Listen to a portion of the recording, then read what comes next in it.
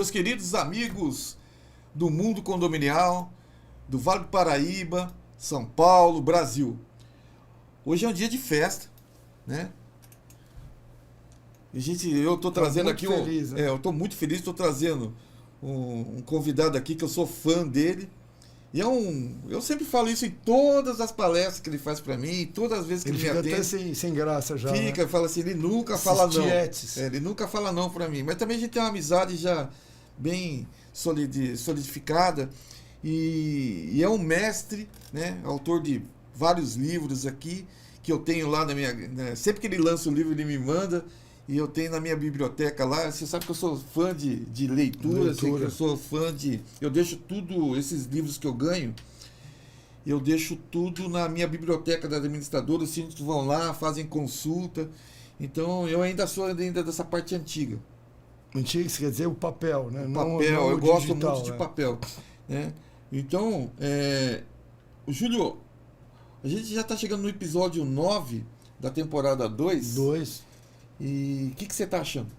Cara, eu estou adorando. Aqui é um tanque de ideias, de oportunidade, debates extremamente vigorosos. Estou até um pouco sem voz hoje, né? Muitos debates e uma liberdade de discussão de temas que eventualmente é bom a gente... Quando a gente montou o podcast, a gente falou disso, né, Jaime? É isso aí. Precisamos ter liberdade para perguntar o que quiser. É óbvio que a gente sabe que quem pergunta o que quer, às vezes ouve o que não quer, né? Mas vamos falar do nosso convidado hoje, que é um motivo de orgulho para ambos aqui. Exatamente. Ele é advogado. Ele é, aí que tá, já começa aqui, ele é mestre e doutor. Não vai ler o currículo todo, senão vai acabar o podcast. Calma, Mas vamos lá, vamos dar o principal. Pega o substrato do resumo, né? Ele é mestre e doutor em Direito pela PUC, São Paulo. Então, esse pode chamar de doutor, porque ele tem doutorado. Né? É pró-reitor de Administração e Planejamento do Centro Universitário da Fundação Santo André. Diretor acadêmico do Instituto, agora eu vou ser obrigado a falar, né? Wander Andrade, né? Curso de Direito e Gestão Condominial, e autor das obras. Manual, esse aqui é best-seller, né? E eu vinha a conhecê-lo através do manual do síndico profissional, antigamente dentro das obras literárias para condomínio, foi quase que um dos primeiros, das primeiras obras que saíram. Né? Responsabilidade Civil e Criminal do Síndico, que também é espetacular, e Manual da Assembleia de Condomínio. Os 3 livros eu tenho. Eu acho que deve estar saindo outro por aí, se eu conheço ele. Né? Logo já vai estar fazendo isso. Então, já apresentado. Seja muito bem-vindo. Dr. Wander Andrade. Aê! Muito obrigado. O convite aqui do JJ, né? Do Jaime e do Júlio. Isso aí. Então, Exatamente. aqui só tenho a prestigiar o ValeCast. Eu que venho acompanhando à distância o sucesso que vocês têm obtido em função dessa iniciativa. E eu acho que vocês estão também de parabéns, porque vocês promovem não só o conhecimento, tem muita gente promovendo o conhecimento, mas vocês promovem a reflexão, porque a reflexão ela faz que cada um de nós retire insights dessas experiências. Então você entra aqui nesse experimento de uma forma e sai diferente. E mesmo quem está fora, quem tem o privilégio de assistir, porque isso fica no YouTube, fica disponível, também tem a oportunidade de obter algum enriquecimento a partir da experiência que vocês proporcionam. Então, parabéns aí pela iniciativa. Tem um fã aqui que acompanha vocês. Opa! Bom demais. Wander, vou chamar de doutor. Por favor. Wander, o que você tem feito ultimamente, né? Isso eu estou curioso de saber, porque você palestrar, eu sei que você palestra muito, mas e os cursos? Me contem um pouco como é que está essa parte de curso lá, que meu filho, inclusive, já fez curso com você, né? 2 vezes, eu acho. O que acontece? A gente descobriu que há, de fato, uma necessidade das pessoas se aprimorarem, né? Então, hoje nós temos um mercado cada vez mais competitivo, a concorrência está muito grande, a gente está acompanhando os processos seletivos de contratação de síndico, os editais estão sendo elaborados com muitos requisitos, e isso faz com que, por vezes, eles sejam até submetidos a uma bateria de entrevistas, e é nessa hora que a turma analisa se aquela pessoa é de fato alguém preparado ou se é um aventureiro que está chegando ali no condomínio e todo mundo está trabalhando para que isso não aconteça. Então, eu entendo que, à guisa de uma contribuição, o meu papel é ajudar. E eu também vejo que o nosso cenário e o momento que o país atravessa é um momento muito difícil em termos de acesso ao conhecimento. Ou seja, você poder estudar, você poder se aprimorar. Então, nesse sentido, eu construí uma escola EAD. Essa escola, num primeiro momento, eu quis homenagear a minha experiência na Itália, onde eu fiz meu pós-doutorado. Lá eu escrevi uma tese chamada Teoria Geral do Direito Condominial. Está em italiano, ainda não foi traduzida para o português.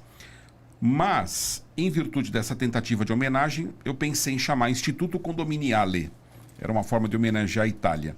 Mas aí um grande amigo meu falou, não faça isso não. Você vai demorar 5 anos para transformar esse instituto conhecido. Aproveita que o seu nome já é conhecido no Brasil e homenageie a si mesmo. A ideia não é me auto-homenagear, muito pelo contrário. Mas realmente é um projeto autoral. Então os cursos que são ali realizados são todos feitos por mim mesmo. Sou eu quem gravo, sou eu quem ensino, sou eu quem estudo. Então hoje eu tenho uma plataforma do Instituto Wander Andrade, muito fácil de acessar, www.institutowanderandrade.com.br. Você acessa lá. Hoje tem 3 cursos na plataforma. A ideia é que eu tenha 20, ou mais até. Hoje os 3 que eu pensei em fazer estão até um pouquinho associados aos meus livros. Eu tenho o curso de Assembleia de Condomínio, eu tenho o curso de LGPD aplicada a condomínios e tenho o curso de Direito Condominial. Mas vai ter muita coisa pela frente. E sobre os livros, de fato, eu tenho 2 no prelo hoje. Ah, tá vendo? Eu sabia. Um eu já terminei. Você tem informação privilegiada. E nem combinamos. Hoje eu já terminei, mas ainda está naquela fase de capa, de elaboração, de gráfica. Em 1 mês vai estar no mercado, que se chama Compliance Condominial.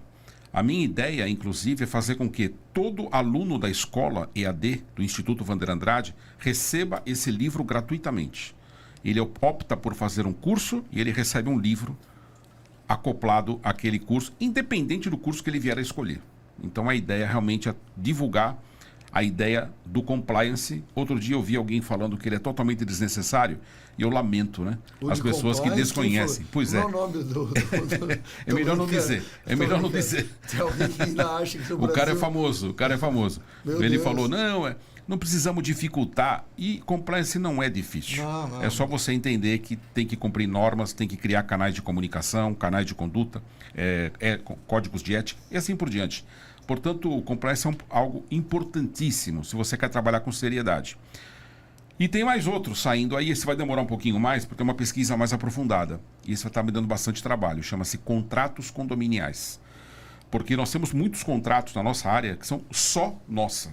Você não tem nem no Código Civil, nem no Direito Civil, nem nos manuais de Direito Civil.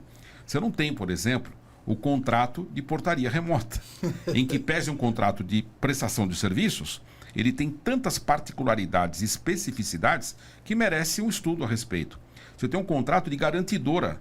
Só os condomínios praticamente têm as tais garantidoras. Quanto Você tipo tem de um contrato contrato. para garantidora? Pois é, você tem um contrato de síndico profissional. Só nós temos esse contrato. Então, eu acho que a gente precisa entender um pouquinho, e sempre que eu escrevo alguma coisa, eu penso assim, o que eu posso contribuir? Não adianta falar sobre uma coisa que alguém já falou. Então, se não for inédito, que tenha uma abordagem inédita. Ele porque veio falar de não coisa tem sentido. inédita com o manual de síndico profissional, quando nem se falava quase em síndico profissional. Estou errado, não?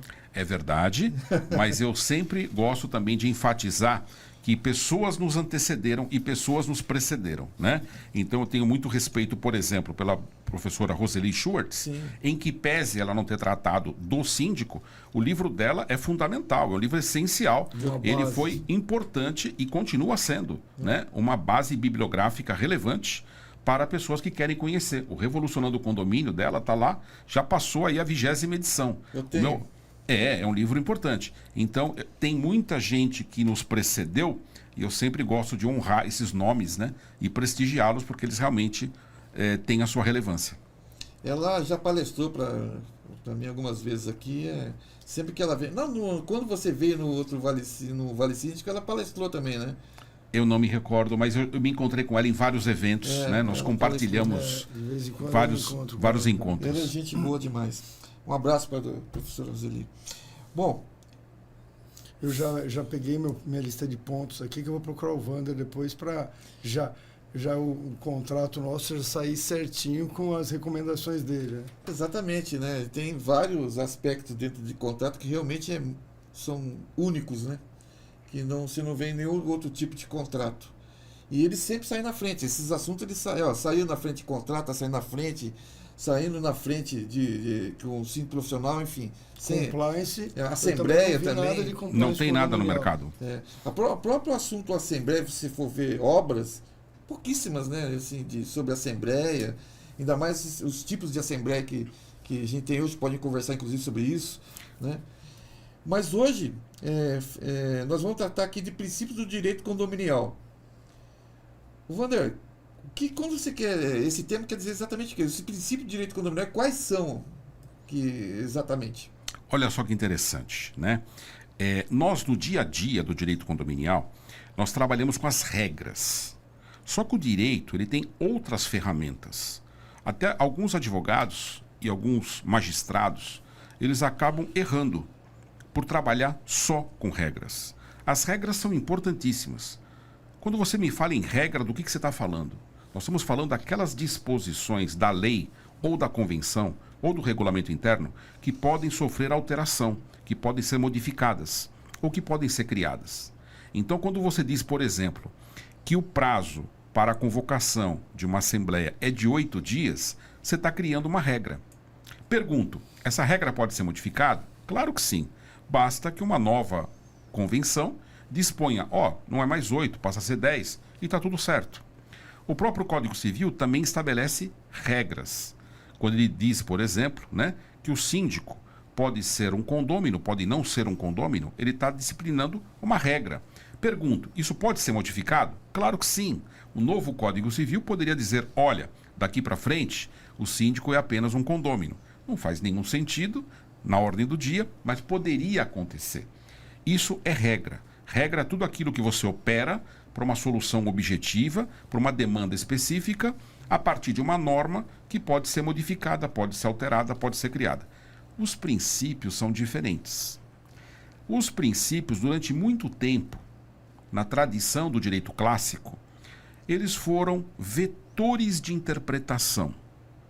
O que quer dizer isso, um vetor de interpretação? Então você tem, por exemplo, o princípio da boa-fé. O Código Civil trabalha muito com o princípio da boa-fé. E o princípio da boa-fé não é uma regra, ele é um princípio. E o que muda isso? Muda que ele tem uma abrangência muito maior, ele tem uma possibilidade de verificação casuística, ou seja, do caso concreto, mas acima de tudo, ele é impossível de ser revogado. Não se revoga princípio. O princípio ele vale sempre.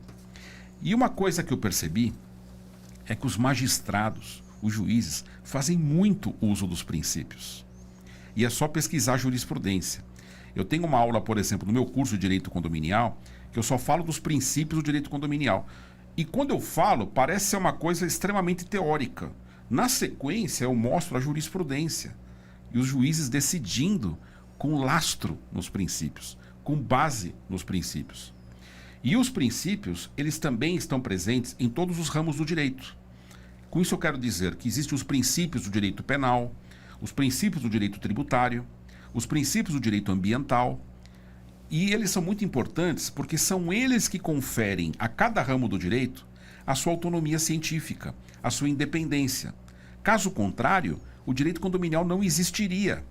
O direito condominial existe porque existe. Número 1, ele tem um objeto próprio, ele tem princípios próprios, ele tem uma hermenêutica própria. A palavra hermenêutica quer dizer interpretação, a ciência da interpretação. Então existem preceitos de interpretação. Quer um exemplo disso? Existe um ramo do direito, uma face do direito, chamada direito consuetudinário. Nossa, é uma palavra estranha, né? Lá no latim... Do jeito que as pessoas faziam antigamente. Olha que bacana. Consuetudo no latim quer dizer costume. Existe um direito chamado direito costumeiro. Mas o Brasil tem esse direito do costume, porque na Sim, verdade. Então, sim. Não, mas não sei Esse se é o ponto. Esse é o ponto. Eu não Nós entendi temos se uma é lei. Brasil ou não. Eu Nós vamos entendi chegar que lá. São princípios fundamentais que extrapolam. Eu vou trazer para o caso concreto, vai ficar fácil de enxergar. porque o direito brasileiro, ele é. Veja, eu vou te For ajudar. a derivação, se é... Eu vou te Não, ajudar. Ele é o que está escrito lá. Como é que é o nome? Positivista. Positivista. Veja só, na verdade, esse é uma interface do direito. Não é o direito completo. Nós temos uma lei muito importante. Todo estudante, todo advogado, todo juiz tem que conhecer. É a LINDIB. É a Lei de Introdução às Normas do Direito Brasileiro. Ela teve um nome no passado um pouquinho diferente, chamava LICC, Lei de Introdução ao Código Civil. Ela ganhou tanta importância que hoje ela não é mais a Lei de Introdução ao Código Civil. É a Lei de Introdução às Normas do Direito Brasileiro como um todo. Tudo tem que olhar para a LINDIB para ver se está correto. O que a LINDIB fala? Ela diz o seguinte: quando houver lacuna na lei, porque a lei não é completa. Nós enfrentamos isso na questão dos condomínios todos os dias. Eu vejo, doutor, não está na convenção, doutor, não tem nada no regulamento, doutor, o Código Civil não fala. Mas a LINDIB fala. Quando há lacuna na lei, você tem que usar, e aí fala o legislador, o costume, a equidade, os princípios do direito. E aqui, os princípios do direito, eles eram vistos como instrumentos de suprimento de lacuna. Então, tem uma lacuna, eu vou aos princípios. Ou seja, eles eram uma norma de segundo plano. Uma norma que você só utilizaria quando tivesse lacuna na lei. Então, eu não tenho lei para essa matéria, uso o princípio da boa-fé. Tá certo? Hoje, não. Nós tivemos uma revolução com um movimento chamado neoconstitucionalismo, que ele fez com que os princípios deixassem de ser meros instrumentos de suprimento de lacuna para se tornarem norma jurídica. Olha que interessante. Quando o princípio é reconhecido como norma, ele fica no mesmo pé da regra. O que quer dizer isso? Eu, juiz, eu, advogado, eu posso usar o princípio diretamente para resolver uma demanda. Claro que se tiver a regra, vamos prestigiar a regra, mas nada impede que eu use o princípio, até como reforço. A regra mais específica. A regra mais específica. O princípio é mais abrangente, é mais aberto, é mais indeterminado, mas ele também tem aplicação. E a gente vai para o caso concreto. Mas a gente não está se equivalendo muito, quase que se transformando no mesmo direito que usa o americano? Não. O americano trabalha... Ele é de costume, direito costume. Ele é predominantemente costumeiro. Por quê? Porque ele vem da escola do Common Law. Sim. O Common Law é a escola britânica do direito britânico. Lá, o direito é costumeiro clássico. O direito americano, ele é um misto, porque ele usa o Common Law, ele usa o costume, mas ele tem o precedente. Nos Estados Unidos trabalha muito com o precedente, que é a nossa jurisprudência, tá? Olha, no caso Maryland versus Washington, eles fazem referência ao precedente. No Brasil, nós só usamos a jurisprudência para reforço do que eu estou dizendo. Olha, excelência, nesse caso aqui, no Guarujá, decidiu-se dessa forma. Nesse caso aqui, no Tribunal de Brasília, decidiu-se dessa forma. Isso é para quê? Para dar uma posicionada no decisor? Para reforçar o argumento. Até porque, se o próprio juiz... O cara fala só uma bobagem. Não, não é uma bobagem, porque foi usado em 3 outros casos. Exato. Certo. Só que o problema da jurisprudência é que muitas vezes ela é vacilante. Você encontra jurisprudência De um por lado jeito. A e jurisprudência por lado B. entendi. Então você vai ter uma sim guerra... e não, entendi. Exatamente. Qual vale mais? Né? Exatamente. Que é uma polêmica hoje no campo do direito condominial. Eu considero, sinceramente, isso daí que... A não ser que, obviamente, o STJ ele venha a intervir nisso e unificar essas jurisprudências, fica... Exatamente. Enquanto você não tem súmula, porque a súmula é exatamente esse trabalho que as cortes superiores realizam, um tribunal pode fazer, o Tribunal de Justiça de São Paulo pode ter a súmula do TJ, o STJ pode ter a sua súmula. O que é a súmula? É um procedimento que unifica a jurisprudência. Quando você tem muita gente olhando para um lado e outro para o outro, vem o STJ e diz, esta é a súmula, né? Só que tem um detalhe, a súmula, ela deve ser seguida, ela deve ser observada, mas ela não é obrigatória. O juiz pode ser contrário à decisão da súmula. Não faz sentido, porque o STJ vai acabar reformando. Mas o Supremo tem súmula vinculante. Aí muda tudo. Só o Supremo tem essa súmula.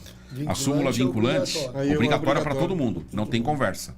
Quando o Supremo baixa uma súmula vinculante, a administração pública, Poder Judiciário de todos os níveis, todos têm que obedecer. Mas você não acha, Wander, que hoje as decisões que estão acontecendo, vamos falar da área condominial,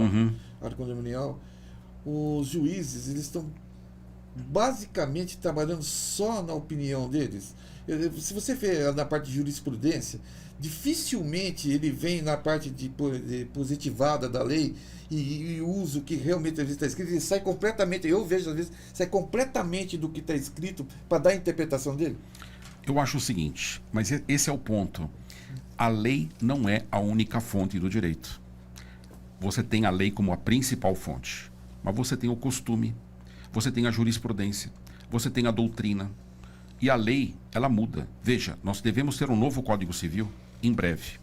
O novo Código Civil já chega velho, já chega desgastado. Sabe por quê?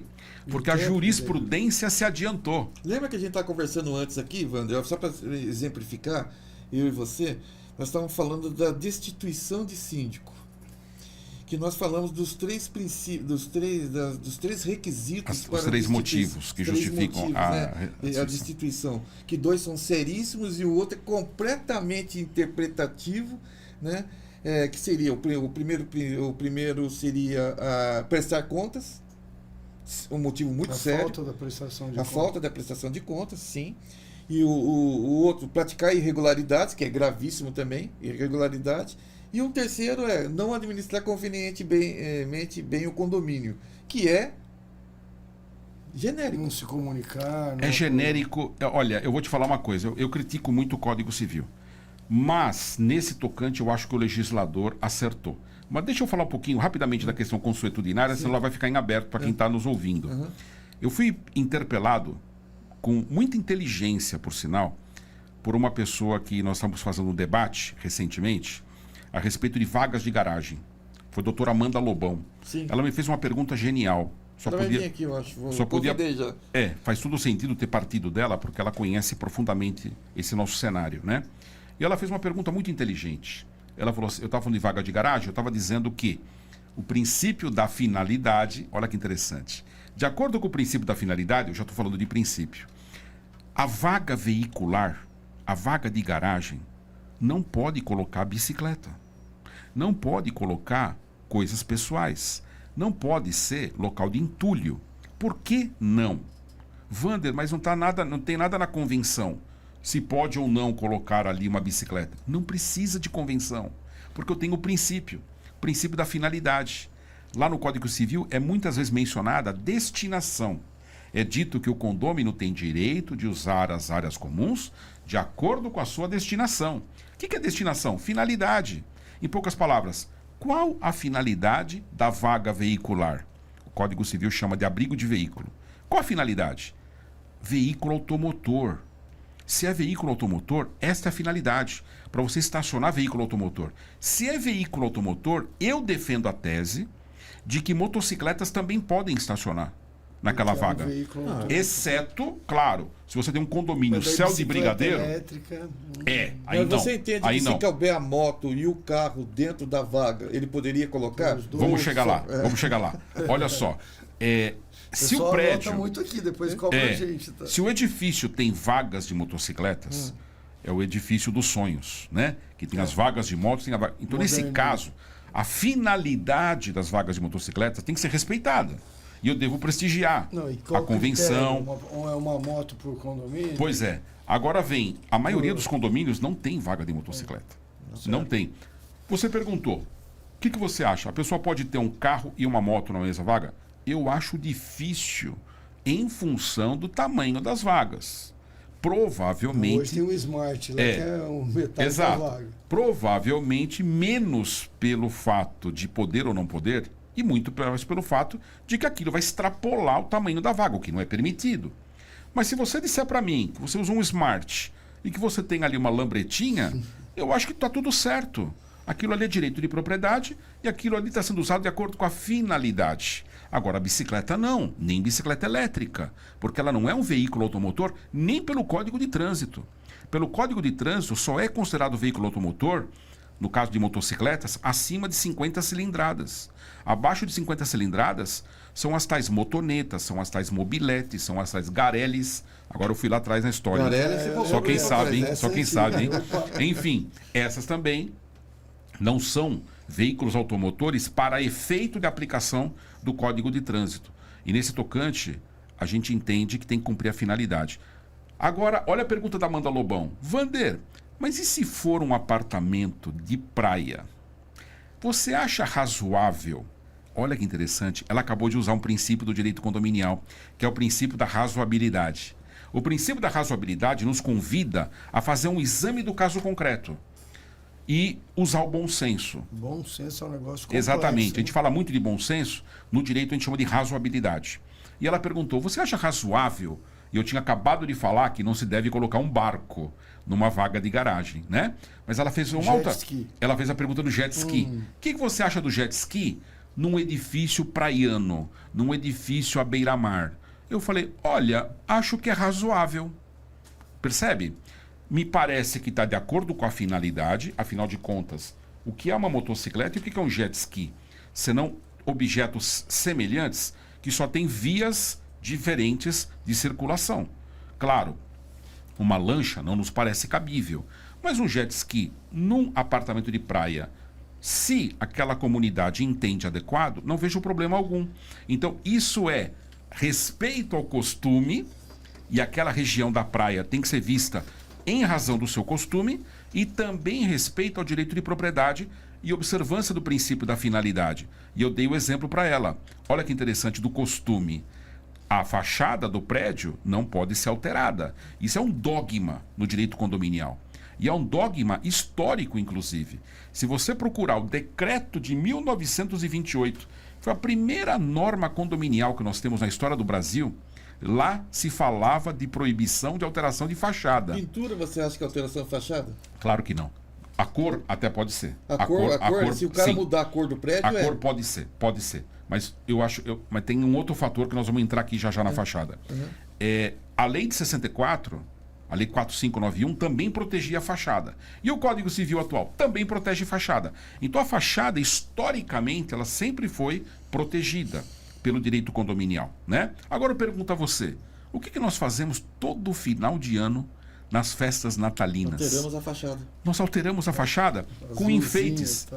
Aí eu pergunto, vamos proibir isso? Claro que não. Isso é costume, é direito consuetudinário, né? O que nós fazemos de 4 em 4 anos? Temos aqui no Brasil um costume.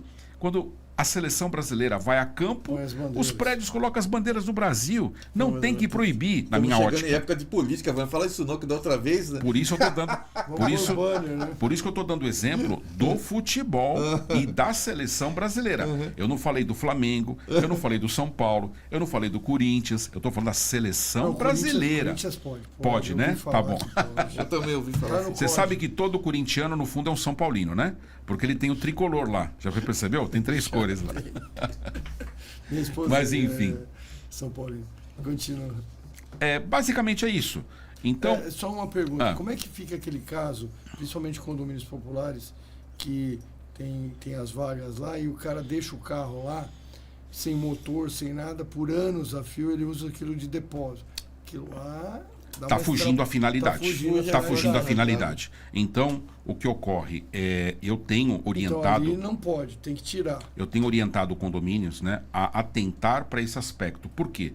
Porque o síndico deve zelar pela saúde de toda a coletividade. Qual condomínio que usa a especificação? Normalmente os caras têm esse documento e dificilmente eles olham, né? Qual documento? A especificação do condomínio. Porque na especificação do condomínio vem que é a garagem, qual é a finalidade dela, salão de festa, qual é a incorporação. Mas isso está na convenção. Não, sim, está, mas esse documento ele dá mais embasamento, porque ele é mais claro às vezes, né? Você tem um memorial descritivo da construção do prédio que pode auxiliar no processo interpretativo. Sim. E olha que interessante, quando você vai para o memorial descritivo, que foi feito uma única vez, quando esse prédio foi elaborado, foi construído, você está fazendo uma interpretação histórica, que é um método de interpretação do direito condominial. quando você vai lá atrás entender qual foi a primeira convenção desse prédio, você também está fazendo interpretação histórica. Quando você vai para o decreto de 28 e você passa pela lei 4591/64, e quando você chega até o Código Civil, você está fazendo interpretação histórica. Então, você tem muitos métodos de interpretar. Agora você perguntava dos juízes, né? Eu não vejo dessa forma. Eu tenho visto alguns juízes decidirem um pouco diferente, um pouco distante da orientação do direito condominial. Isso meus colegas, vez ou outra, também ficam um tanto insatisfeitos, porque parece que, de fato, aquele magistrado não tem muita proximidade com o direito condominial e comete erros. Mas os tribunais, quando você normalmente recorre e faz uma justificativa e demonstra o equívoco daquele magistrado, normalmente o tribunal corrige. Então, é importante que os advogados saibam fazer uma crítica àquela decisão do magistrado. Num desses episódios em que eu estava falando da vaga de garagem, um advogado do nosso grupo, ele mencionou, olha que coisa absurda, uma magistrada, uma juíza autorizou o condômino a manter a sua bicicleta na vaga de garagem. Isso não pode. Mas como é que a juíza fez isso? Agora cabe a você, como advogado, mostrar no tribunal o equívoco dessa juíza. Dizer que ela violou, ela desrespeitou o princípio da finalidade. E eu me recordo que teve um colega que, inclusive, tentou discutir essa matéria, dizendo assim, Wander, mas eu vi no Código de Trânsito, bicicleta também é veículo. Falei, calma, bonde também é veículo, carroça também é veículo, né? Veículo de propulsão animal, veículo de propulsão humana, carrinho, eventualmente pode ser veículo. Mas não é porque bonde é veículo que você vai colocar na vaga veicular. Então, ela é destinada à finalidade para veículo automotor. E a pintura, Wander? Bom, vamos lá. A fachada, nós sempre vamos ter que fazer um estudo casuístico. E esse é outro princípio do direito condominial. Cada pergunta que você fala, eu te dou um princípio. Qual é o princípio? O princípio da realidade condominial. O que é o princípio da realidade? O princípio da realidade, ele demonstra que cada condomínio tem que ser analisado sobre a sua realidade. Eu posso ter aqui um exemplo. Um condomínio aqui em São José dos Campos, que eventualmente já existe há 30 anos, e ele teve uma fachada construída com pastilhas. E essas pastilhas talvez não existam mais. Pode ser que ela tenha sido construída com revestimento que hoje não mais exista no mercado. Quando isso ocorre, nós temos uma situação de realidade condominial. Então, não é que a fachada não pode sofrer alteração. A fachada vai ter que ser respeitada. Ou seja, o quanto possível, todos nós devemos zelar para que a fachada seja respeitada. E tudo tem uma razão de ser. Tudo tem uma razão de ser. Tem uma interpretação, um método de interpretação do direito, que chama método teleológico. Ele busca a finalidade. Por que será? A finalidade, você faz a pergunta. Por que será que o legislador protegeu a fachada? Eu tenho a minha opinião. Acredito que vocês vão concordar. Porque se eu não respeitar o desenho arquitetônico daquele prédio... Tem que ter uma linguagem visual. Se não houver uma uniformidade visual, se não houver um desenho arquitetônico, naturalmente vai ter uma desvalorização desse imóvel. Se cada um... Não só desse, mas dos vizinhos também. Todos. Então, eu vejo algumas cidades. Outro dia eu estava no Rio de Janeiro. Estava vendo o desrespeito da fachada. Cada um fazendo o que quer. Cada um colocando a sua janela. Cada um colocando sua... Pendurando roupa. E o pessoal tem o seu ar-condicionado. Um engano nisso, né? Que não pode voltar ao que era. Por mais tempo que ele tem, que virou alguma espécie de direito adquirido. Não existe de forma isso. alguma, de forma alguma. A fachada tem que ser respeitada. Agora, vamos lembrar que nós podemos ter situações limite onde a fachada vai ter que ser alterada. Ela vai ter que ser alterada. Então, eu dei 2 exemplos aqui. Mas qual que é a boa prática, por exemplo? Porque tem muita discussão de fachada, e eu vou falar no caso da portaria remota, que é a fachada térrea. Né? Que, nossa, quando a gente foi fazer a acessibilidade, inclusive, tive uma discussão enorme com isso no condomínio. Mas a pergunta é assim, quem legisla sobre isso? Tem que ir parar no juiz? Não, a própria Assembleia define isso. É muito simples. Vejam só, porque eu falo, direito condominial, se você conhece, ele é simples. O problema é que quando você não conhece, você fica nas situações difíceis. Então vejam só, o Código Civil ele diz que é dever do condômino não alterar fachada. Portanto, para que um condômino possa alterar fachada, é até possível. Mas ele teria que ter autorização. De 2/3. Não, da unanimidade. 100% para ele, condomínio, alterar a fachada. E aí há um grande equívoco das pessoas que fazem a leitura do quórum necessário para alterar a fachada. Todos dizem, é 100%. Não! 100% é no caso do um único condômino que quiser alterar a fachada. Olha, eu quero pintar a minha área de verde. Meu amigo, até possível. Mas você vai ter que ter autorização de todos. Se faltar um, você não pode. Agora, vamos descer ao caso concreto. Pode acontecer de eu alterar a fachada por obra voluptuária. O que é uma obra voluptuária? É uma obra para deixar mais bonito o prédio. Eu quero fazer um retrofit, eu quero fazer uma atualização. Aliás, nós estamos fazendo isso. Num prédio lá da Riviera de São Lourenço, recentemente, nós votamos a alteração da fachada. Uma obra de 15 milhões de reais. Bastante. Num prédio. Muita grana. Muita grana. Teve condômino que está vendendo apartamento que não vai ter dinheiro para pagar a verba, a despesa extraordinária, a cota extraordinária que vai ser requerida para que as pessoas possam ter essa obra concluída. Mas a maioria quis isso, e por 2/3. Por que 2/3? Porque é uma obra voluptuária. Então, a obra voluptuária foi aprovada em assembleia híbrida, logo vai poder ser alterada a fachada. Wander, eu não tenho dinheiro para pagar essa obra voluptuária. Venda seu apartamento. É o meu conselho. Porque no condomínio, vamos falar de mais um princípio? Princípio majoritário. O que é o princípio majoritário ou democrático? Segundo o princípio majoritário ou democrático, todos os condôminos têm que se curvar à vontade da maioria. É assim que funciona condomínio.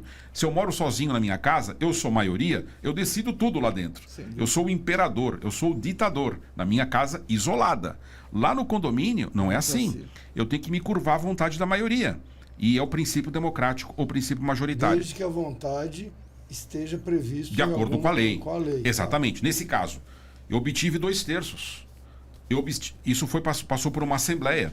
Logo, eu preenchi o requisito legal e aquela pessoa que eventualmente teve o seu voto em sentido contrário e perdeu, vai ter que se curvar. Agora, eu posso ter uma outra situação de alteração da fachada em função de obra necessária. Vou dar um exemplo. Vamos imaginar que eu tenha desplacamento. Vocês já devem ter visto cenas de desplacamento, de revestimento que está caindo. E o síndico tem que fazer uma intervenção imediata, emergencial. Vamos imaginar que ele não tem aquele revestimento, ele não tem mais aquela estrutura antiga, ele terá que fazer algo. Se for algo urgente e absolutamente emergencial, ele vai poder fazer essa obra, diz o Código Civil, e ele vai ter que referendar numa assembleia posteriormente. Se puder esperar, ele deve fazer uma assembleia. E nesse caso, é metade mais um. É só 50% mais um para alterar esta fachada que se tornou uma obra necessária, mas que pode esperar. Porque se não puder esperar, ele faz imediatamente. E se puder e depois comunica. E se puder esperar, por exemplo, o prédio era verde e quer pintar de amarelo. Mas aí é que tá. Veja, os engenheiros usam um termo que eu acho muito importante, que é o que justificaria uma intervenção emergencial. São 2 S's. Solidez e segurança. São as únicas intervenções que o síndico pode fazer em se tratando de obras necessárias. Há um risco da solidez do empreendimento, ou há um risco da segurança do empreendimento. Então ele faz a intervenção. Fora isso, é obra voluptuária. Você quer mudar a cor do prédio? Então é 2/3. Esse é o ponto. Wander, eu vi alguns condomínios fazendo isso. Por exemplo, eles vão lá, é difícil conseguir 2/3. Eu sei que tem, depois de falar de assembleia, mas dificilmente eles vão conseguir esse 2/3, principalmente para pintar o prédio. Aí cria taxa extra lá. Se no primeiro pagamento lá que eles fizerem lá, 90 e poucas pessoas, vamos supor, o prédio tem 100 pessoas, 98 pessoas pagarem e só 2 que não, você acha que houve uma aceitação, um tipo de uma aceitação, mesmo não sendo por assembleia? O que eu quero dizer é o seguinte: toda vez que você não obedece às normas condominiais, você se coloca numa situação de risco. Pode ser que todos os condôminos não criem embaraço, mesmo para uma decisão que foi tomada em assembleia e que não obedeceu às normas. Sim. Se isso passar, ninguém impugnar, acaba valendo. Porque com o decurso do tempo, essa decisão se transforma numa decisão intangível, intocável, e ela acaba prevalecendo. Mas, durante esse período, você está numa situação de risco. O que é o certo? O certo é obedecer à norma condominial. Você fez por 2/3, está amarrado, está protegido, está blindado. Aí você fala, mas Wander, é difícil. Mas tem que saber manejar as armas. Por exemplo, você tem assembleia híbrida. Assembleia híbrida, você traz a turma para decidir a matéria. Você tem assembleia permanente. Você pode transformar aquela assembleia numa assembleia permanente e discutindo e obtendo esses votos em assembleias sucessivas. Sem invalidá-la ao longo do texto. Tem um tempo para fazer mas isso. Mas se acontecer algo semelhante, por exemplo, você acha que o juiz pode considerar que houve uma aceitação? Veja, é um argumento que você pode utilizar. Sim. Por exemplo, o silêncio das pessoas. Decorridos 5 anos, alguém que agora questionar a cor do prédio não faz o menor sentido. Né? E nós temos institutos no direito que vão justificar a manutenção dessa condição. Você tem direito adquirido, você tem ato jurídico perfeito, você tem o decurso do tempo, você tem a prescrição das ações. Então você tem uma série de situações que podem ser argumentadas e, de fato, o condômino pode perder o direito de questionar. É o caso também do uso exclusivo da área comum. Se você perguntar para qualquer estudante de direito condominial que está começando os primeiros passos e perguntar para ele, pode um condômino fazer uso exclusivo de uma área comum? Só ele? Pode um condômino? A resposta elementar é dizer que não. Afinal de contas, se chama área comum, é porque todos podem utilizá-la. E esta é a regra. Só que há situações muito particulares e muito específicas onde um condômino pode acabar utilizando só ele aquela área comum. Nós temos edifícios e temos prédios que existem áreas contíguas, áreas anexas. Por exemplo, nas vagas de garagem, onde somente um determinado condômino faz uso. Nós temos situações onde um determinado apartamento, ele tem ali acoplado, anexo à sua própria área, um garden, onde ninguém tem acesso, mas somente ele. E ele acaba utilizando aquilo por algum tempo. Você tem coberturas onde a convenção diz que a cobertura é área comum e não pertence, não a cobertura em si, mas a parte superior, né? A fachada superior, pertence ao condomínio e não ao titular, porque isso é importante. Quando você compra uma cobertura, você tem que saber se aquela área do topo a superior é uma área privativa ou se ela é uma área comum. Se ela for área comum, significa dizer que todos vão poder usar. Só que tem apartamentos que a pessoa não vai ter acesso, ou então não vai ter interesse em fazer uso. Num condomínio aqui em São Paulo, na JK, na Juscelino Kubitschek, edifício de alto padrão, um apartamento por andar. Um determinado condômino, ele tinha a cobertura e só ele fazia uso da área comum. E ele começou a construir coisa lá em cima. Ele começou a fazer churrasqueira, começou a fazer... Aí ele fez o terceiro andar, cobriu. Tá certo? E ninguém reclamou. Um novo síndico assumiu e estava querendo cobrar dele uma taxa condominial maior em função de uma nova leitura da fração ideal. Porque, segundo ele, ele tinha uma fração ideal maior. E ele me perguntou, Wander, eu posso cobrar mais uma taxa condominial maior dele? Afinal de contas, ele tem uma área maior? Eu falei, não, você não pode cobrar uma taxa condominial maior. Por que não? Porque a cota dele, a fração ideal dele está prevista na convenção. Não é aquele que ele está usando, é aquela que a convenção diz que. Então é a partir da convenção que você estabelece a cota condominial e o Código Civil fala que o parâmetro é a fração ideal, exceto se a convenção prever outro critério. A convenção silenciou, é a fração ideal. Wander, mas não é justo, ele está só ele utilizando aquela área. Eu falei, nesse caso, nós vamos criar pela Assembleia de Condomínio uma taxa de uso da área comum. Uma taxa de uso exclusivo da área comum. E esse condômino não se opôs, ele queria pagar. E todos os condôminos concordaram também. Você vai ter um recurso para o condomínio, isso é importante, porque se você não fizer isso, sabe o que vai acabar acontecendo? Esse proprietário, esse condômino, ele vai se tornar proprietário. Uso capião? A lógica é a da uso capião. Nesse caso, nós falamos em suprécio. Né? É um termo latino, mas é a mesma lógica da uso capião. Ou seja, se o condomínio não se opuser ao uso exclusivo da área comum por um tempo considerável, esse condômino pode ir na justiça alegar, olha, eu estou usando há 15 anos, eu estou usando há 20 anos, eu quero a propriedade desse dito. Agora, ele vai ter que pagar, vai ter que reconfigurar a fração ideal. Se o juiz disser que agora é dele, né? E o pessoal não sabe disso, mas existe o uso capião em condomínio, né? Sim. Uso capião, inclusive, de área comum.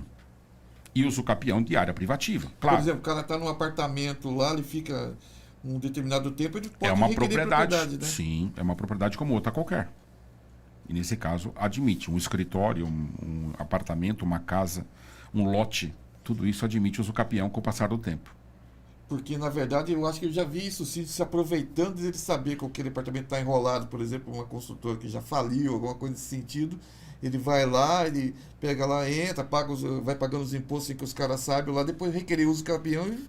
Agora, É muito frequente. Veja que tem 2 momentos da verdade, que eu acho que o primeiro momento da verdade é quando você adquire um imóvel, muita gente adquire um imóvel sem checar o básico, né? E não estou dizendo nem trazer um advogado para fazer o contrato ou revisar o contrato, estou falando em entender o que está comprando. O cara fala, pô, comprei esse apartamento aqui, putz, vou ganhar uma grana fazendo Airbnb, e o cara incorporou já dizendo que é proibido Airbnb.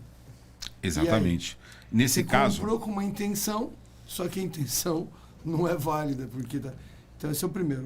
A gente teve uma conversa na temporada técnica, não lembro se foi o episódio 5º ou 6º, com o Cláudio, da Prevent Engenharia. É um dos caras que eu mais admiro nessa questão de patologias condominiais. É um craque. Indico ele para um monte de situação. E ele estava falando, Júlio, é incrível como a pessoa compra um imóvel, um negócio caro, e não se dá o trabalho de investigar se ele pode dar a finalidade que ele está com expectativa de ver. Esse é o primeiro. E o segundo é aquela famosa coincidência de que o síndico eleito pela construtora fica um tempão ali dentro, né? O cara não procura, os moradores não se preocupam com isso, acham até legal ter construtora. E aí o síndico, na verdade, vai documentando as barbáries mas então, que o cara faz na área essa de cláusula, construção. Essa cláusula já caiu, não caiu, Wander? Deixa eu só ouvir a pergunta. Só terminar. O síndico está ali para, na verdade, defender o da construtora, e ele vai documentando. Olha, esse cara pôs tanto de peso a mais e tal e tal. Beleza. Acabou o dia D+1 dos 2 anos da garantia. O síndico desaparece, fala tchau. A construtora, que obviamente não é uma construtora de renome, é uma some, e o síndico se vê sem garantias. Por quê? Porque na hora que ele vai para cima da construtora, ele fala, tá aqui, ó, eu notifiquei isso, já tá aqui as fotos, os moradores que fizeram isso. Tinha uma regra e não cumpriram. Então, tinha uma aula sobre essa questão da incorporação e das jabuticabas, né? E o cara que pinta em cima, sem fazer um estudo da fachada, e ele pinta e daí a fachada começa a cair na cabeça das pessoas, o cara vai ver e, na verdade, aquilo que ele achava que era um orçamentinho de uma pintura, na verdade, virou um retrofit de fachada gigantesco, inclusive com a fachada caindo. Que aí entra naqueles... E são 2 armadilhas que a gente aprendeu aqui muito a evitar. Mas a parte jurídica, eu acho que seria legal você dar uma amarrada. Interessante, porque para cada pergunta que vocês estão fazendo, eu estou respondendo com um princípio do direito condominial. O princípio que faz com que aquele que compra um apartamento cuja convenção proíbe Airbnb é um princípio do direito condominial chamado princípio da força normativa da convenção. O que quer dizer isso? Quer dizer que a convenção é norma jurídica. E por ser norma jurídica, se ela não viola nem a lei e nem a Constituição, ela tem que ser cumprida. Hoje o STJ tem sinalizado em mais de uma decisão. Eu já tenho 4 decisões do STJ, todas na mesma direção, e o novo Código Civil, se vier com a nova redação, vem reforçar a jurisprudência. Por isso que eu estou falando que ele está chegando velho e atrasado. Porque a jurisprudência já está decidindo aquilo que o Código Civil acabará de definir como sendo lei. O que está sendo dito aí pelo STJ? Que a convenção pode proibir a locação por aplicativos. Nesse caso, em sendo adotado isso como lei, ou em sendo respeitada essa jurisprudência, e ela passando a ser, de fato, observada, nós vamos ter aí a proibição, de fato, do Airbnb. Essas foram as decisões mais recentes, né? São várias. Todas elas mais recentes, até porque o fenômeno do Airbnb também é um fenômeno recente, né? Ele mas começa... as primeiras decisões não é que não as caminharam mesmas para esse lado. do STJ sempre foram uniformes, no STJ. Na Justiça, em primeiro grau, segundo grau, você tinha de tudo. Mas lá no STJ você começou a ter uniformização, né? O Airbnb surgiu no ano de 2008. Veja como uma coisa muito recente, né? Na cidade de São Francisco, na Califórnia. Então, é um fenômeno bem recente. Com respeito à questão dos vícios construtivos, esse é um dos assuntos mais importantes do direito condominial. Se você me disser hoje qual é o assunto de impacto de maior amplitude no direito condominial, para mim são os temas de vícios construtivos, que é um tema que a gente se debruça muito, estuda muito, até porque nós, como advogados, atuamos muito nesses processos, né? E há um engano e um equívoco quando se entende que só pelo fato das garantias terem sido percorridas no seu tempo e já esgotado o prazo para a sua arguição, você nada mais pode fazer. É um grande engano isso. Por quê? Porque, na verdade, nós temos que descer ao plano do caso concreto mais uma vez. Se eu demonstrar que este síndico agiu de fato de má-fé, olha que interessante, eu tenho o princípio da boa-fé no Código Civil. E o princípio da boa-fé, ele protege o patrimônio das pessoas, ele protege o direito de propriedade. O direito de propriedade é um direito fundamental. Então, caberia arguir eventualmente a negligência, se devidamente comprovada, ou a má-fé desse síndico, se eventualmente comprovado, até com risco dele ser acionado judicialmente. Daí por que é importante aos condomínios também exigirem dos síndicos um seguro de responsabilidade civil. Porque nessa hora o condomínio pode se ver protegido por um seguro de R$1 milhão, de R$2 milhões, que eventualmente poderá ser acionado. Esse é um ponto. Mas não é o único ponto. Hoje não é uma prática comum, né? Começa a ser. Começa a ser. Eu tenho visto nos processos seletivos de síndicos os próprios candidatos se apresentarem como um diferencial da sua candidatura o fato dele ter um seguro de responsabilidade civil. Então, eu acho um movimento bastante interessante. Eu acho que vem para o mercado trazer segurança. No entanto, tem um aspecto que a gente nunca pode esquecer, que são chamados vícios ocultos, também chamados de vícios redibitórios. O que são eles? São aqueles que não são detectáveis lá nos 5 primeiros anos, por exemplo.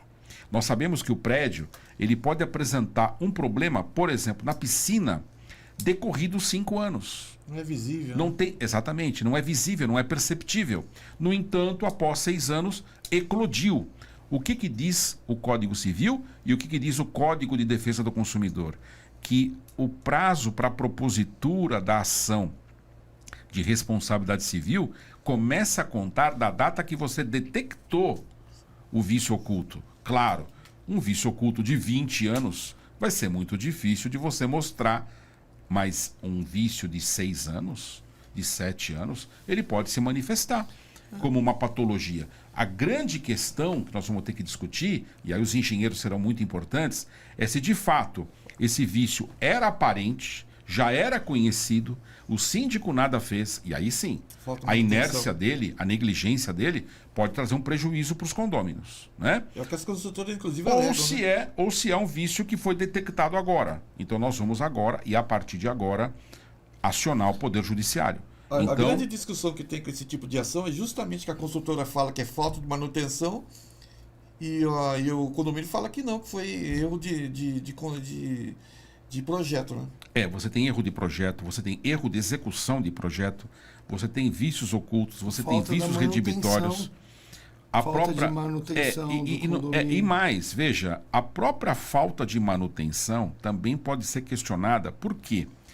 Porque, por vezes, o próprio manual do edifício ele pode trazer regras de manutenção que podem não ser as melhores práticas.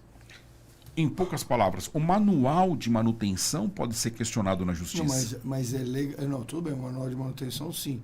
mas a obrigatoriedade das manutenções Sim, não há dúvida. tem que acontecer. Não há E dúvida. E muito síndico despreparado, e aí eu vou falar, o nosso simpático é um deles, o que ele faz? Ele não documenta as suas manutenções. E aí o que acontece? Quando vai para o litígio, fala assim, tá bom, então me mostra as comprovações de manutenção. Ele não tem um documento, não tem uma ordem de serviço, ele não tem uma foto do antes e depois, não tem nada. É por isso que está sendo criada uma lei de fazer inspeção predial em várias cidades. Aqui, isso... Inspeção predial é uma coisa, eu estou falando manutenção mas a inspeção predial prevê a manutenção também. São dois movimentos distintos, né? Mas veja, é o que você mesmo falou. Eu trabalho para construtoras, eu trabalho para condomínios, a depender do movimento em que eu me encontro, né? E uma das defesas clássicas das construtoras é exatamente este. Quando ele entrega o prédio, ele entrega um manual e aquele manual ele tem a manutenção obrigatória. E o Código Civil é muito claro. Artigo 1348, inciso 5º.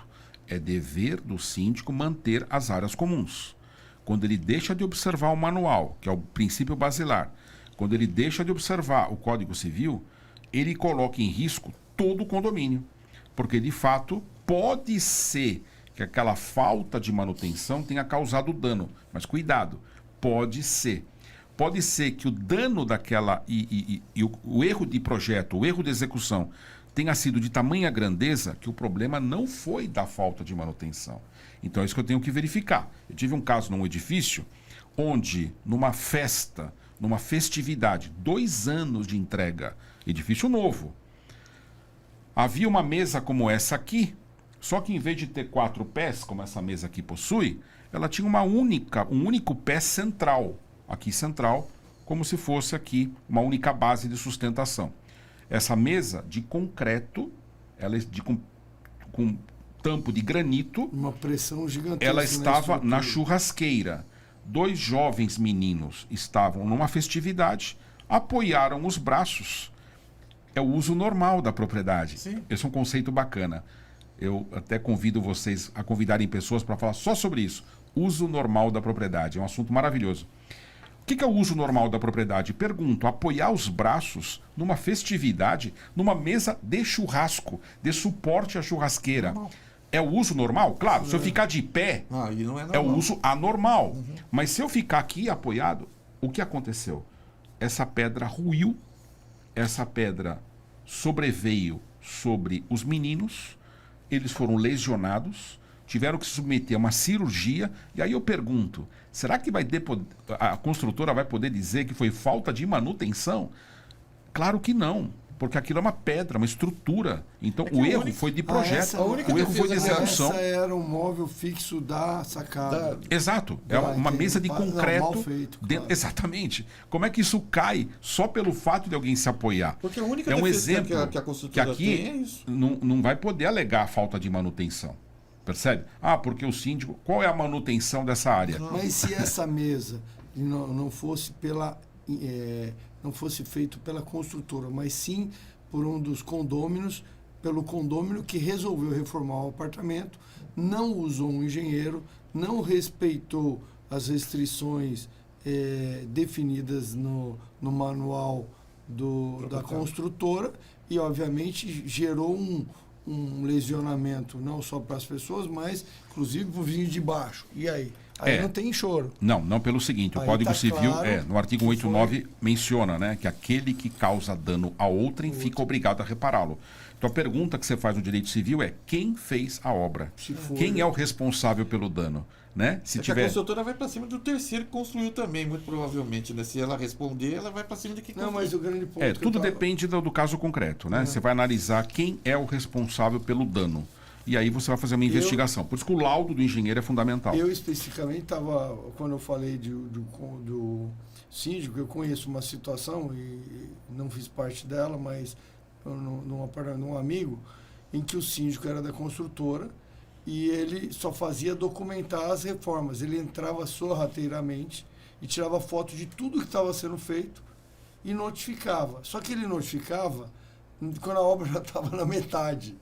Para que ele tenha aquele impacto gigantesco do cara ter que corrigir as coisas. E aí, óbvio, sobrava para o arquiteto, sobrava para o engenheiro que estava fazendo, e geralmente o cara passava pano. Aí o que aconteceu anos depois? Começou a ter rachaduras no condomínio e, milagrosamente, essas documentações estavam impostas à construtora. Pois é. Eu acho que... Eu lamento muito o novo Código Civil, se ele vier com a redação que vem, porque ele não traz grandes novidades. Exceção feita a cobrança do devedor, cujo percentual de multa poderá chegar a 20%. Vai voltar, então?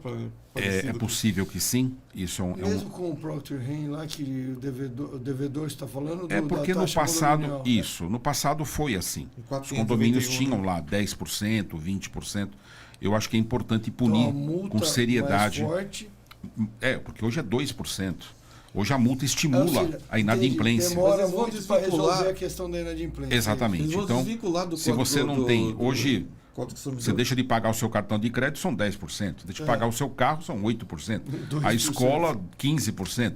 O condomínio, 2%. Você está estimulando inadimplência. Aplica no mercado. O Código Civil foi muito cruel com os condomínios em 2002. E agora parece que ele está assumindo a meia-culpa e querendo dar uma possibilidade. Isso é uma boa notícia.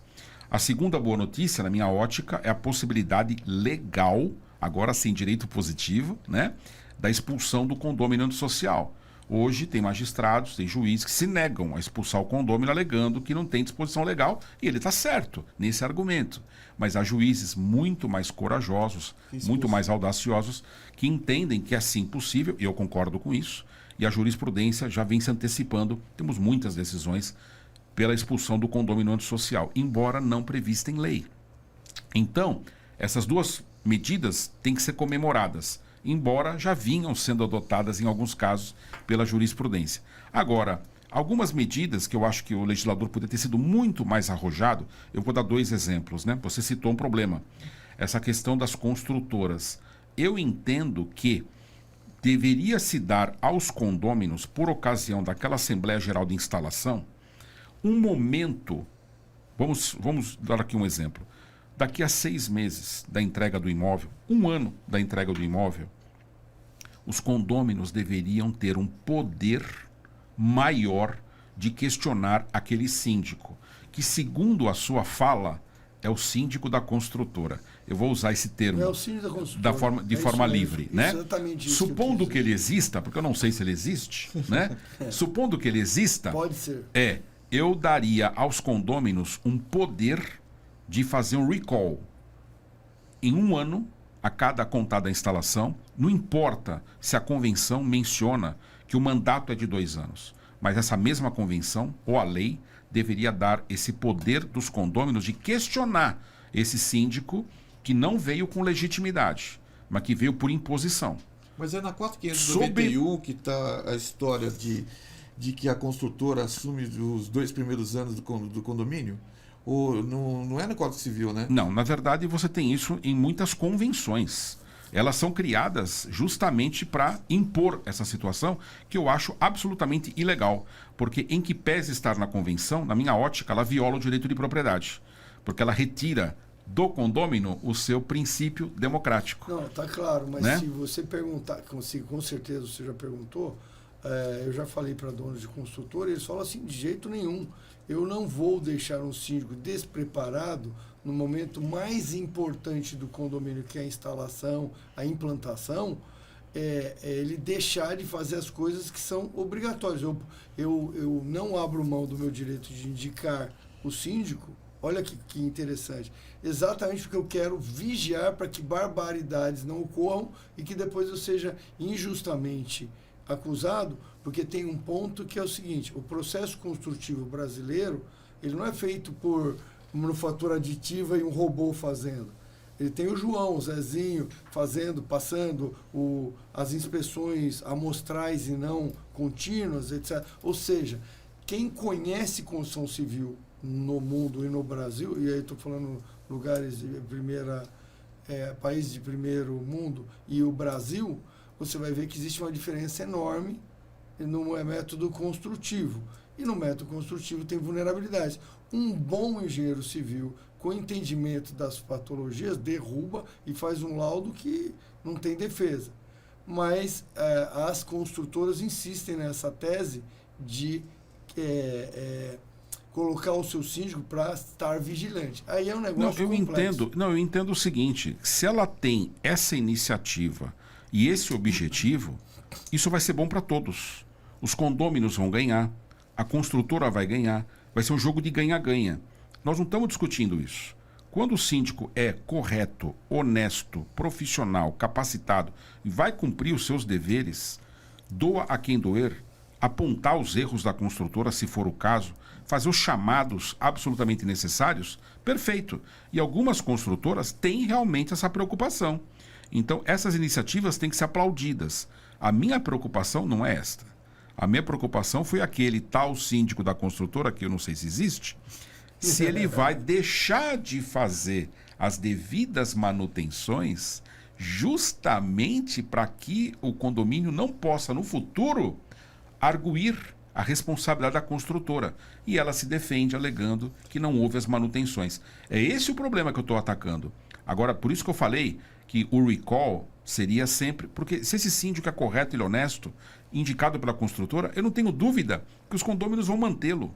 Provavelmente ele vai ser mantido, se ele tiver uma postura profissional. Sim. E mostrar para... Olha, eu fiz aqui os chamados, eu fiz tudo o que era esperado. Ele deve ser mantido. Os condôminos também, hoje não tem criança nesse jogo, né? Mas outra coisa que eu também recomendaria, infelizmente o Código Civil não caminhou nessa direção, era a revisão obrigatória da convenção a partir de 5 anos. Toda a convenção deveria ser revisada a cada 5 anos. E por que eu falo a cada 5 anos? Eu faço uma parametrização com a Constituição de 88. A nossa Constituição de 88, pouca gente sabe disso, ela sofreu uma revisão, assim como nossos carros, né, têm que ser levados para a concessionária. Passados 5 anos, em 93, o Congresso Nacional parou para fazer a revisão da Constituição. E houve emendas de revisão. Qual que é a diferença de uma emenda de revisão? Mas, Wander, a Constituição não continua sendo modificada hoje? Sim, por emendas à Constituição, que são outro tipo de emenda. Essa emenda à Constituição, que é para mudar a Constituição, exige quórum qualificado, 2/3, tem que passar pelas 2 casas do Congresso. É dificílimo. E com tudo isso, nós temos mais de 100 emendas à Constituição. Agora, a emenda de revisão, ela era votada uma única vez, numa sessão unicameral do Congresso Nacional, não precisava passar pelas 2 casas, e o quórum era de maioria simples, metade mais 1. Então, olha que bacana, se todas as convenções tivessem que passar por uma revisão, por quê? Porque quando ela foi criada lá na sua origem, pode ser que ela se dissociou, ela se divorciou da realidade condominial. Olha o princípio da realidade condominial. Então, agora essa convenção precisa ser revisitada. Aí você fala, Wander, mas eu posso fazer uma revisão, uma atualização dela depois de 5 anos? Mas você precisa de um quórum de 2/3, né? Se nós tivéssemos a revisão obrigatória quinquenal, número 1, quórum mais simples. Só uma vez. A revisão uma vez só, né? A partir daí, vamos engessá-la, porque convenção não é para ficar mudando toda hora, tá certo que ela tem que ter um quórum qualificado, eu defendo isso, né? Agora, aquela primeira revisão tinha que ter um quórum mais simplificado. Infelizmente, o Código Civil nada disse a respeito. A única coisa que eu acho, voltando no que você estava falando, quando entra o síndico da construtora, ou o próprio dono da construtora, ou o gerente da construtora, né, vai determinar quem é que vai representar, o problema é na entrega. Porque quando tem entrega do empreendimento, certos itens, quando a gente fala em garantia, tem item que não é 5 anos, tem item que é no momento... 1 ano, 2 anos. 6 meses, Sim. vai depender do quê? Vai depender da cartilha lá da Construtora? Você tem para cada configuração de item de construção uma pré-definição daquela garantia. Isso. E normalmente isso já vem estatuído e passa a ser indiscutível. Então, isso que é o problema. E aí, por que compensa para ele? Porque depois que passar essas garantias que é visual, alguma coisa nesse sentido, por exemplo, torneira, maçaneta, ou o tipo... Isso é muito caro, que se o cara determinar na hora de trocar, e vale a pena ele ficar lá por causa disso. Outros tipos de que possam acontecer, outras obras são caríssimas, eu sei disso, o Wander falou, não vai conseguir evitar, entendeu? Agora, com um engenheiro que não é deles, e um engenheiro que acompanha essa entrega, ou se é um síndico, se eu sou síndico, vem cá, Júlio, você vai ser meu engenheiro aqui, vamos acompanhar a entrega aqui, o que você acha aqui, entendeu? E aí você fazer apontamentos. É o que nós chamamos de auditoria estrutural. Isso. Essa auditoria estrutural seria ideal que fosse feita na entrega, porque você teria ali. E mais, eu recomendo a auditoria estrutural, que é a tal inspeção predial, todos os anos, a partir do momento que ele foi entregue. Por quê? Porque os vícios vão sendo identificados. O que você não viu o ano passado, você vê agora. Então, ao longo dos 5 primeiros anos, você teria pelo menos 5 auditorias estruturais. E com isso, você tem uma radiografia do edifício. Se uma manutenção deixou de ser feita, dá para corrigir a tempo e assim por diante. Mas não vamos esquecer que tem um outro elemento que as construtoras também evocam. Lembra que eu advogo para a construtora também. Que é o problema do mau uso. Então, por vezes, houve mau uso daquele determinado item. Pode ser um item do playground, pode ser um item da academia, do elevador. Então, e não vamos esquecer, agora nesse tocante, o condômino ele é protegido. Por quê? Porque pelo Código de Defesa do Consumidor, é a construtora que vai ter que provar que teve mau uso. Isso é difícil, você provar que teve mau uso, né? Então, a regra no processo civil é que aquele que alega tem que provar. Mas no direito do consumidor é o contrário. No direito do consumidor, quem tem que provar é o prestador do serviço, que aquele erro não é da sua responsabilidade. E nesse tocante, a construtora fica numa situação um pouquinho mais difícil.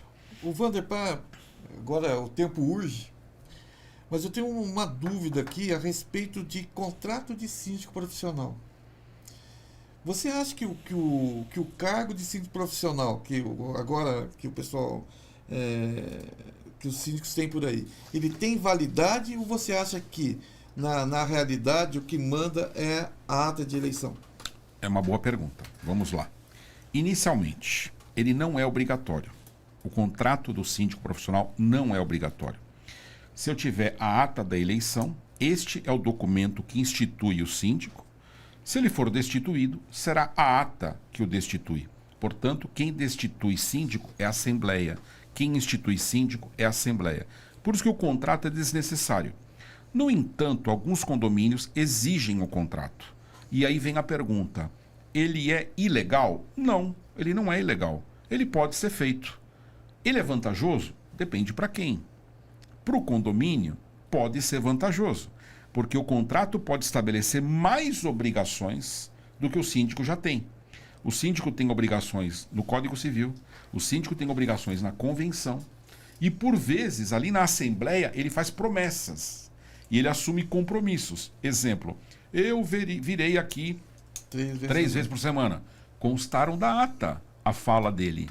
Isso é um compromisso que ele está assumindo, está constante da ata. É possível pôr, mas não... Sim, eu posso colocar na ata e será um compromisso. Mas pode ser que lá no contrato...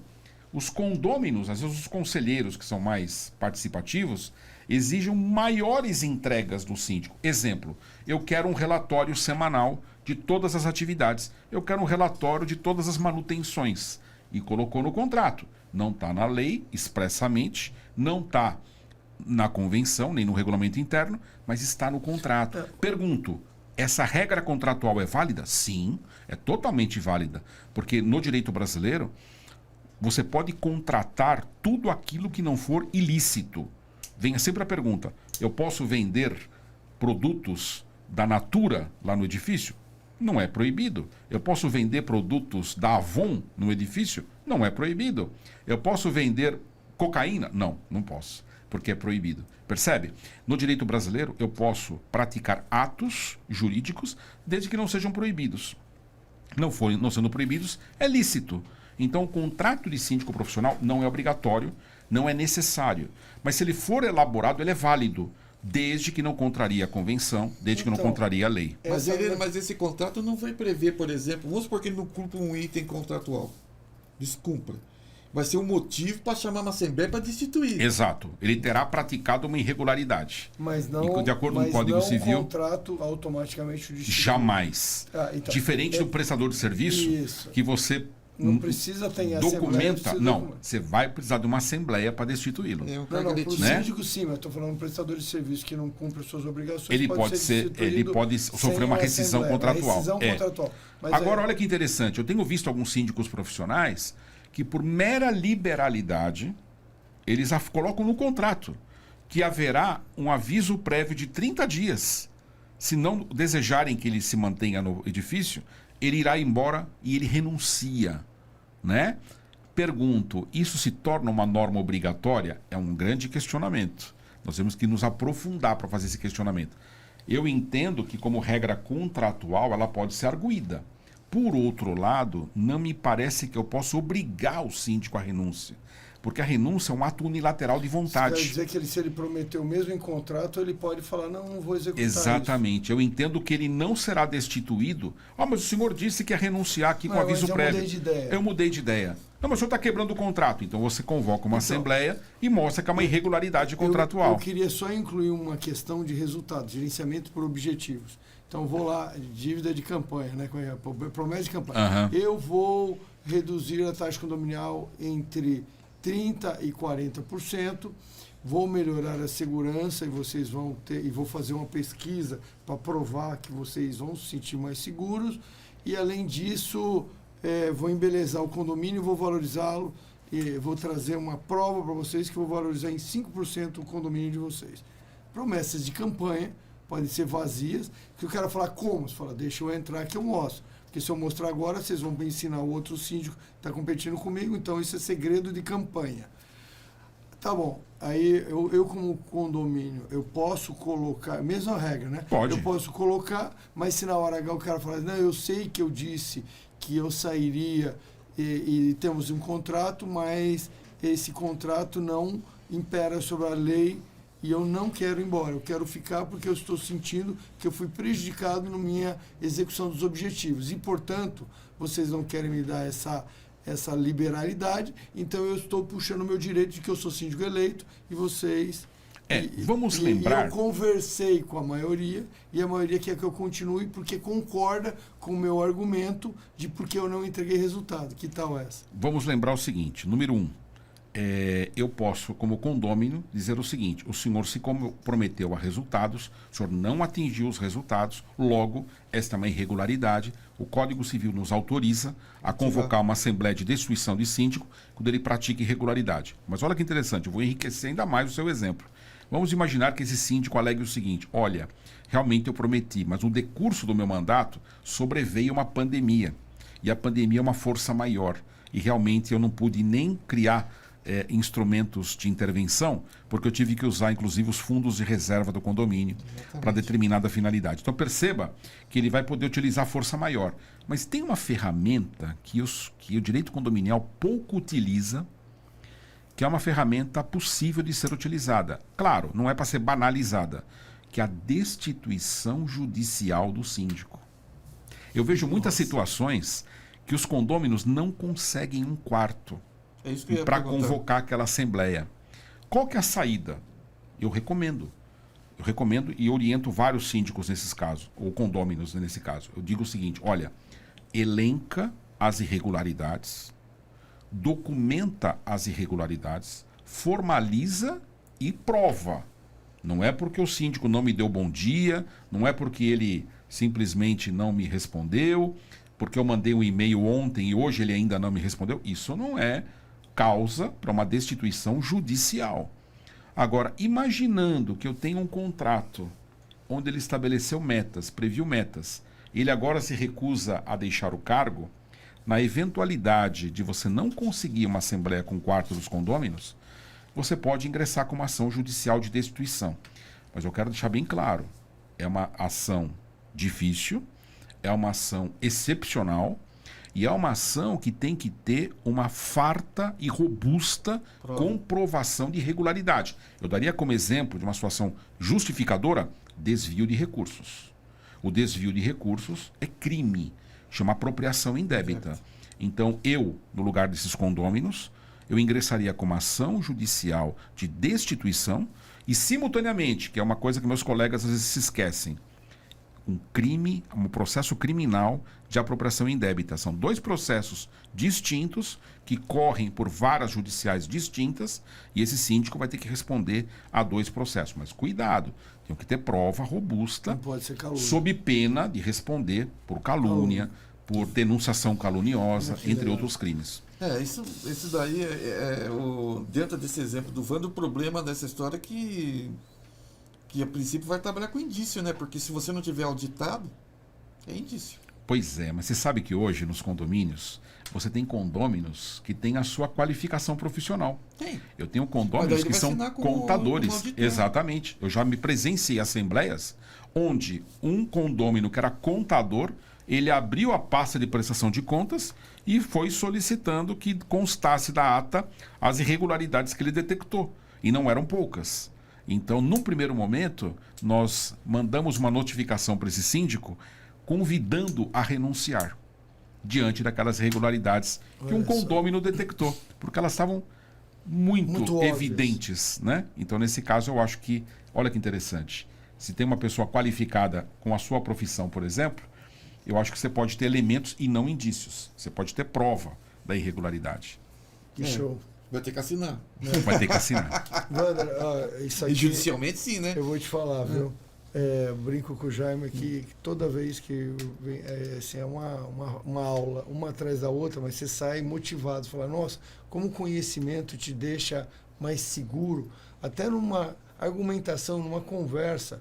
É muito importante, assim, nos meus tempos de tecnologia, meu tempo de portaria remota, eu fui aprendendo algumas coisas que seriam absurdos fazer, né?